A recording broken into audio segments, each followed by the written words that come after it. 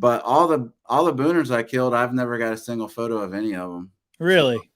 to me, that means like I don't know. I don't really need a camera to hunt. I just use Yeah. woodsmanship, you know. So like you never got a camera or you never got a picture of them, and if you're just postseason scouting, you're not really seeing how big they are.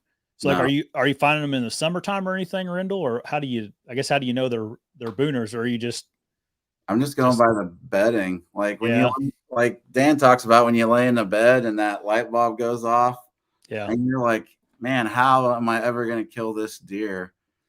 Now that's those beds I'll start marking and I'll rotate through them and just start hunting them. I mean, eventually one of them's going to have a giant buck in it. Well, at least an yeah audio anyway. yeah? I mean that's freaking like gold information for people, really, because we do get caught up on hunting off of. We have so much information on deer now. The problem with the information is, like you said, it's like kind of this false hope that we get because everything's kind of late to the game by the time you receive the information, whether it be checking SD cards um, or cell cameras. Even your Yeah. cell camera goes off, you're sitting at work eating lunch or something, and it's like, what that deer could be in 10 minutes. He could long line somewhere. Exactly. Um, And like woodsmanship trumps everything, man. Like if yeah, you know all the different shifts, I'm a big shift hunter. Like I try to learn all the fall shifts because there's multiple shifts happening depending on what part of the fall you're in. Different seasons open different times and deer do a little different things. But in I'm Iowa, I know. Obviously, you're primarily hunting in Iowa. What kind of shifts or do you see in Iowa? so like right out of the gate, I don't care about beans at all. Like I don't even pay attention to beans. If it's only beans and no corn, they usually don't have the mature bucks on that property that year. So I really focus on corn. Where I live, acorns don't really matter too much. Like I'm alfalfa and corn's the big key. You'll get a shift to greens like late September, right in that opening week of October for Iowa. So they could be on the greens pretty heavy. Then they transition off of that into the corn pretty hard. But I key in on like the browse, like honey locust pods are falling. I rely on honey locust more than I do acorns most of the time because there's not Hmm. a lot of oaks out here.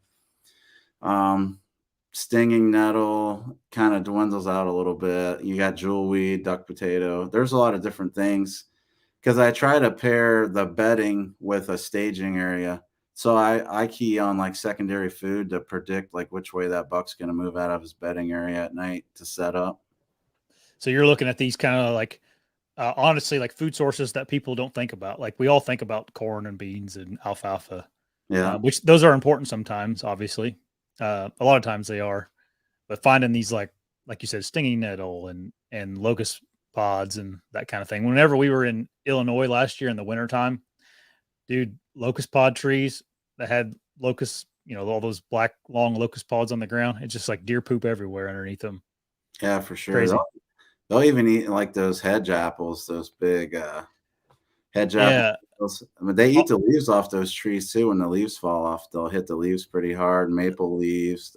I mean, there's so much stuff they eat that people never think about. yeah.